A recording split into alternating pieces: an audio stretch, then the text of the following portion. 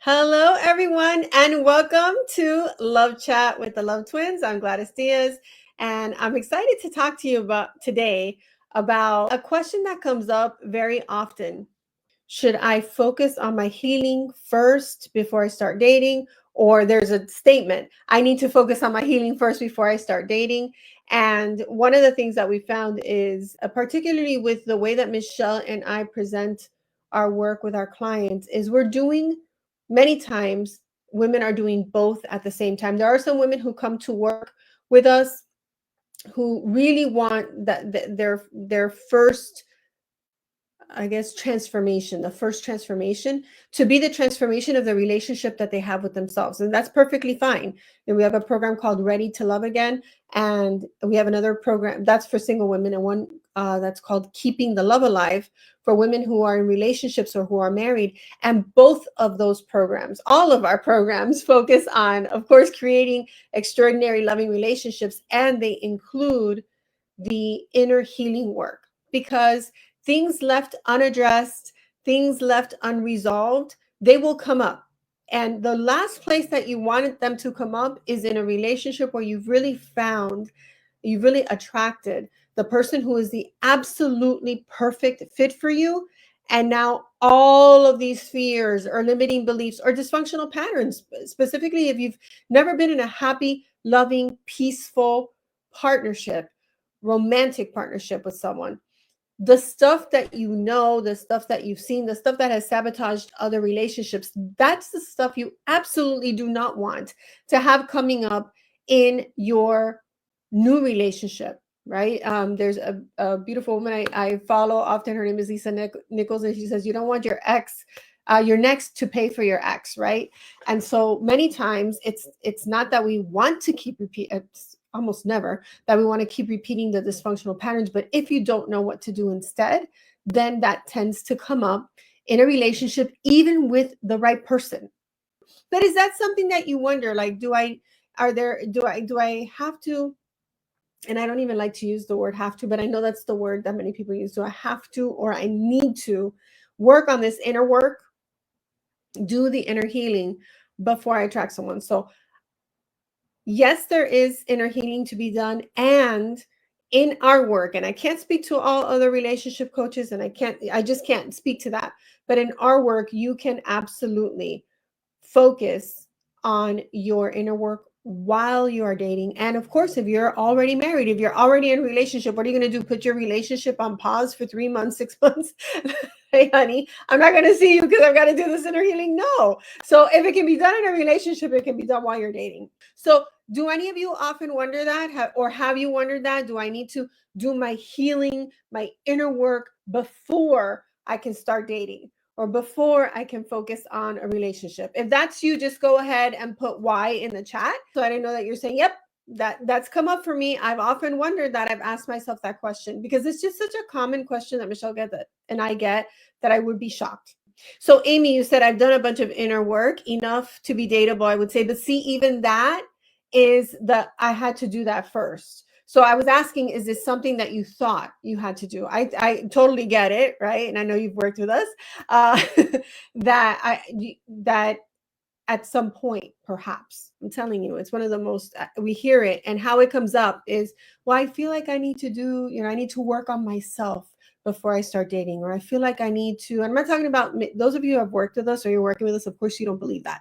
But if it's something that you did, right, I'm addressing it. So why is it important to address this up front? Because there is always something that you can be doing in your transformation, in your evolution of becoming the most incredible, authentic version of yourself. Until you've done we call our process heart work. A lot of people use that term out there, but the heart work, the real heart work process, that's the heart's desire thing. And it's the process of healing that we take people through. And when women start to work with us, they're doing, most of the time, some of them, like I said, they simply want to transform their relationship with themselves. And then later on in the year, because they're Ready to Love Again, and the Keeping the Love Alive programs are year-long programs, the single ladies may start dating. But a woman who's in a relationship already, like I said, she can't put her relationship on pause. Hey, just wait here while I, do my stuff. So how is it that it's possible to do both? Well, first of all, there's a really important piece to address, which is there are some people who feel like the healing work, the inner work, is about fixing something, right? So I want to address that right here at the beginning, because that is not how we see inner work. If you approach any type of work, whether it's spiritual or personal development work, as there's something wrong with me that I have to fix, there is already subconsciously, whether you agree with it or not, whether you see it or not, whether you know what's happening or not, there's already subconsciously a resistance to the fullness of the work, the fullness of the healing, because the brain doesn't want to do something that feels hard or that is having you feel wrong. So I know that some women are, are harder on themselves than they would ever be on, and I don't have any enemies. I hope you don't either, but even on a worst enemy, right? Because we hold ourselves sometimes to very, I'm not going to say unrealistic standards. I would venture to say unloving standards. So when I'm talking about the inner healing work, it is not because there's something broken inside of you that must be healed and fixed. Your heart may be broken, but you are not broken. You are whole, you are perfect, you are complete, you are you. There are pieces and parts that maybe have broken away inside of a heartbreak, inside of a disappointment. Some women have been abused, some women have been betrayed. And so pieces of you may break apart. So I want you to think of like when a plate crashes to the ground, and sometimes you can see like it doesn't splatter all over the place. It's there, but you can see all the cracks and all the spaces where it gets to be mended together. You are not broken. Your heart may be broken, right?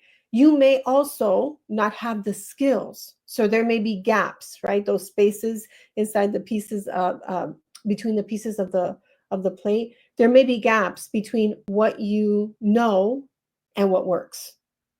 So rather than doing personal development, healing work to fix something that you believe is broken about you, because if that's already a belief that you have, you'll be doing inner work and putting your love life on hold for the rest of your life. Okay, you really will. Because there's always something. There's always another level of breakthrough. There's always a new level of expansion. There's always a new level of become. We call it the level of becoming. So, but that's not because there's something wrong or broken. That's simply because you've reached one level and now you are ready to go to the next. But it's not about there being something wrong with you. There may just be a skill deficit. You may not have the relationship skills. You may not know how to date in a way that attracts the right man, especially if the history, the pattern is that you attract men who are emotionally unavailable or who are not honest, who are unfaithful, who simply they have no intention of being in a committed relationship, but they would like being with you. They like having you in their life. They like, maybe if there's intimacy, right? Physical intimacy, they like that, but they're not looking for what you are wanting to create. If that's the pattern and you don't have the skills, it's just like if I asked you right now, if you didn't speak Chinese and I told you to speak to me in Chinese, as much as you want to, if you don't have the skill, you don't have the skill. If I asked you to perform brain surgery on someone to save their life, if you don't have the skill, you don't have the skills. So sometimes it's a skill deficit, and that can be closed as you are doing the healing work. Most of the time, that's what we're doing in our work. We're doing the healing work. We're bringing acceptance to the past. Women are forgiving and freeing themselves from things that they really believed were unforgivable, that I can't put that, I just can't forget it. I can't put it behind me. It's still hurting me 20, 30, 40 years later. I still feel that pain. And then they come and they do one of our heart work exercises, and there's freedom from something that's been plaguing them and their love lives and their happiness for 40 for decades, 40, 50, 60 years. And there's freedom right there, right? I just, right now, I just like my heart just started pounding because I can picture the faces of the women that are in our program. And the moment that they get that, they're like, oh my gosh, I thought this was so hard. Michelle and I were just talking about one of our clients this morning. She's like, it really is that easy. I used to hear you say that. I would roll my eyes because there's no way. And she's like, it really is that simple, right? But it's simple because she learned the skill, she learned the practice.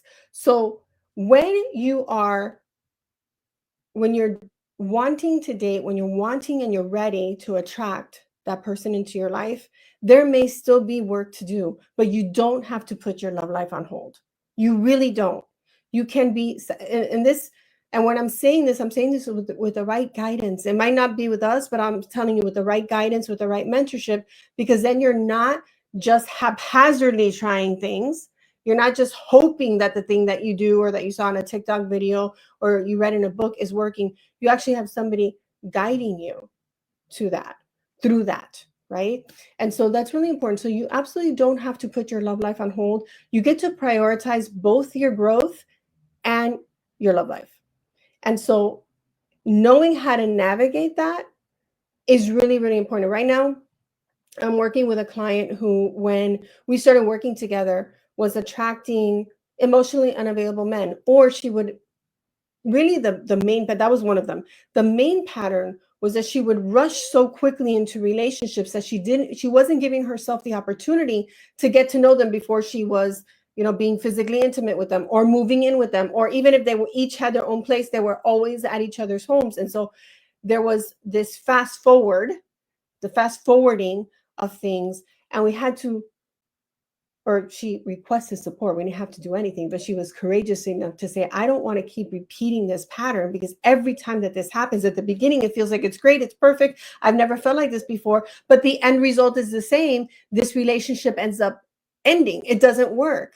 And I don't want to go through that again. I was like, well, the great news is you don't have to. So we started looking to see what is the need that was getting filled by that pattern. What was the fear that was fueling the pattern? And once we did that work, she's now in a beautiful relationship with an amazing man, and he's actually moving to her city to live closer to her. Now here's the thing, I gave some coaching. Let's not as soon as he moves, that doesn't mean that you have to move in, because now you're going to be in the same city. So now you can actually start dating, seeing each other on a more regular basis. Everybody could have their own home, and you're just getting to know each other. And old patterns kicked in, right? And then he said, you know what, I think we should wait. And she thought that that meant that he didn't love her. Thank God she had a coach, or that he was changing his mind about her. He wasn't changing his mind about her. He was changing his mind about moving in together right away. He said, he works with someone. He said, I've talked to my therapist and some family members, and and I've thought about it, and I feel like maybe we should just wait like a couple months, 2-3 months. She heard, because some of the old stuff came up, that's it, he's changing his mind about me. And I'm like, okay, show me the text messages, right? Because that's what we can do with our clients. Show me the text messages and show me exactly when he said that. And she couldn't. So then I was able to give her the coaching on how to communicate with him, how that sudden change, right? Because they were looking at apartments and all of that, how that sudden change um, scared her.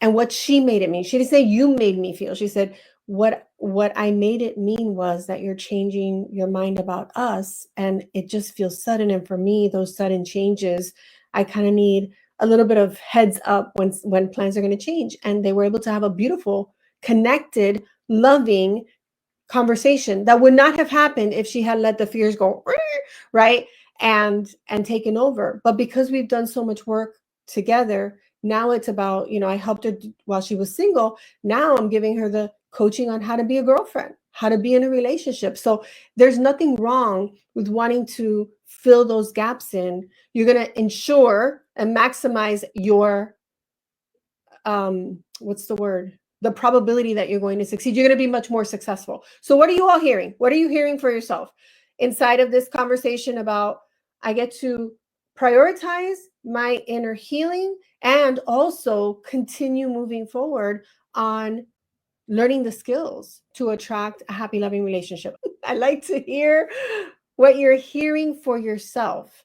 Like, this helps me because, or I can see that this, so I see, I attract men that already have someone and I don't know why. So B, I don't know if you had the opportunity to speak to one of our coaches, but here's what I'll say. Almost always, I'm not making a prediction, I'm not psychic, I don't, that's not my area of expertise, but I would almost venture to guess that there was some sort of infidelity that you witnessed either as a child in your primary parenting relationship, or somebody chose something when you were younger. I could almost, I don't want to get into it because that, my team knows that's a slippery slope for me. I'll start coaching right now. but what I'll say is that if that's a pattern that's happened to, and this is how you know, ladies, if you're in a pattern, if it's happened 2 to 3 times and it continues to happen, it's a pattern. Now that's a very painful pattern, and thank you for being so vulnerable and honest in sharing that. So what we would want to do is look to see what is the pattern. We see the pattern. What is the need that's getting filled? And what's the fear or the belief that's fueling and feeding into that fear, right? Into that need that then is having it, like there's something that's having you be attracted to them and them attracted to you, right? So if you haven't had the opportunity to speak to one of our coaches, if you've never had any of you, if you've never had a conversation, go ahead and put the word coach in the chat and we'll make sure that we have one of our coaches. I don't know what their calendars look like, but if they have space, I'll make sure that we let them know. Just write the word coach. If you have not had what we call a love breakthrough discovery session, what are you discovering? Is that piece? What's the piece? What's the fear? What's the limiting belief that's actually fueling the pattern that's breaking your heart over and over again? Okay. So B, you can go ahead and write the word coach. I see some people writing it. Okay. So now when you look at that, now we've got a shot, right? But you can't transform something that you're unable or unwilling to see. And it's easier to see it when somebody's guiding you through the process, right? So it's a very loving conversation. It's just about looking to see what is your dream, your desire, what we call your love vision, what's getting in the way, the pattern, right? And what are 1 or 2 steps that you could take right away. I said before that when you're doing the personal development work, when you're doing that healing work, what's happening? I want you to envision. I want those of you who are in a place where you can close your eyes. I invite you to close your eyes really quickly, and I want you to imagine. Remember when I said that sometimes you might feel like you're broken, but really it's your heart that feels broken or that is broken. I want you to imagine like that you have a ceramic plate in the shape of a heart, right? And it's fallen to the ground, but it hasn't shattered apart. It's kind of like fell and it's in pieces, but you could see, right? You could see where you could glue here and where you might be able to put it together. I want you to consider that that's the state that your heart may be in, that your relationship with yourself might be in. And I want you to consider that as you look at that and you start to think about how can I bring this together? When you bring those pieces back together, the pieces of you, remember I said before, pieces of you may have broken away, but that doesn't mean they, poof, vanish into like thin air. You are still there. What sometimes is necessary is for someone to guide you into putting the pieces of your heart back together, and then you get to emerge as the most authentic version of you. That's the real you, not the you hidden underneath all the fears and the limiting beliefs and the dysfunctional patterns and doubts. Not that you, the real essence of the woman that you are. We call it the irresistible woman, the woman who, like, a high quality man just cannot imagine not being with. And so when you emerge as that authentic version of you, what happens is that you start to attract to yourself men who are a match for the real you. And then when you join that with a crystal clear vision, now there's just women will be on the same, and I hear this all the time, they'll be on the same dating site that they were in before one of these workshops or one of our 3-day events, the same, and all of a sudden, I'm using my air quotes, there's a completely different kind of man reaching out to them.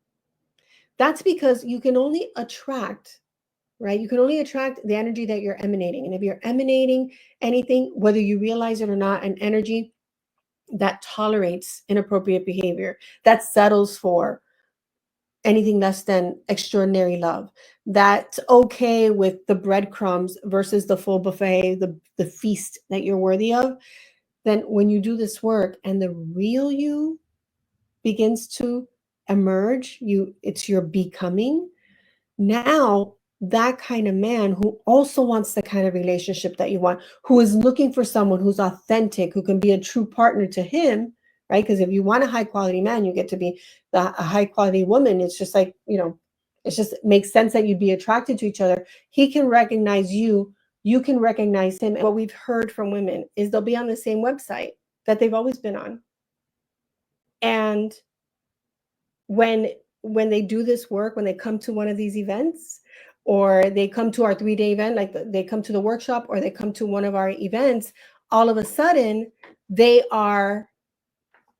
like, I'm meeting a completely different kind of man on the same website, or they're seeing somebody that in real life, right? Like we've been going to the same gym. All of a sudden I see him. All of a sudden he sees me. And that's what I was explaining probably when I was muted, was that when you start to remove those layers of fears, of limiting beliefs, of doubts, of insecurities, and you start to emerge as the most authentic version of yourself, like the truly authentic version of you, that is what makes him recognize you and you recognize him.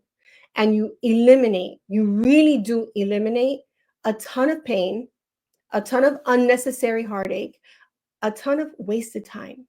Because as successful women, busy women, nobody's just sitting there waiting for the next thing to come along or the next person to come along to waste their time. So you eliminate the things that are having you settle for less than what you deserve, having you tolerate inappropriate behavior, having you say, well, this is better than nothing or better than the last guy. No. You get to have the extraordinary, beautiful love that you deserve. And you deserve it because you do. You don't have to earn it. It doesn't have to be hard. It gets to be easy. And we, of course, would love to guide you through that process. So let me see what I have here in the chat. So good. I did talk about not breadcrumbing, not settling for the breadcrumbs when you deserve the feast. No more breadcrumbing, no more accepting. Listen, every time that you do that, every time that you accept less than the extraordinary love that you're truly worthy of and deserving of, you feel it. Even if it's a temporary ease on the loneliness that you feel sometimes, you just know, something inside of you knows this isn't it. And that's what has you feel like uncertain and questioning yourself, when really what we do in our programs and at these events is to help you to see with clarity what absolutely hasn't been working, so that you can choose. Now you can choose, instead of being on autopilot, whether or not you want to do it. A lot of times when I was talking about the broken plate, right? There may be a skill gap. I'm not saying that your friend's not listening to you, but there may be a gap in how you're communicating doesn't reach the other person. We see this all the time. It's what saved my marriage. So I'm not saying anything about you, Mary.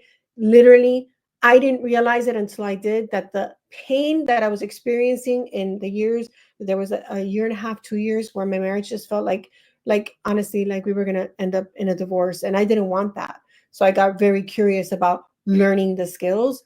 But really, I wasn't that I wasn't saying anything. It was that how I was saying things, he either couldn't hear it or didn't want to hear it, because it came across as a complaint or a criticism. I didn't realize that until I did. Once somebody helped me to see that, I was able to, first of all, I was willing and able to learn how to communicate in a different way. It's why I'm so passionate about teaching women how to communicate in a way that men can actually hear you and respond to you versus react. or shut you down, right? All right, everyone. Remember, your heart may be broken, but you are not. You can absolutely grow into your personal work, your healing work, as you are also opening your heart up to loving or loving again. And you can become that beautiful, authentic, the true version of you, the true essence of you, the irresistible woman that you are. And you can make this year the year of extraordinary love for you. So thank you so much for hanging in there, for being engaged. And until our hearts meet again, always remember that you are loved. Goodbye for now.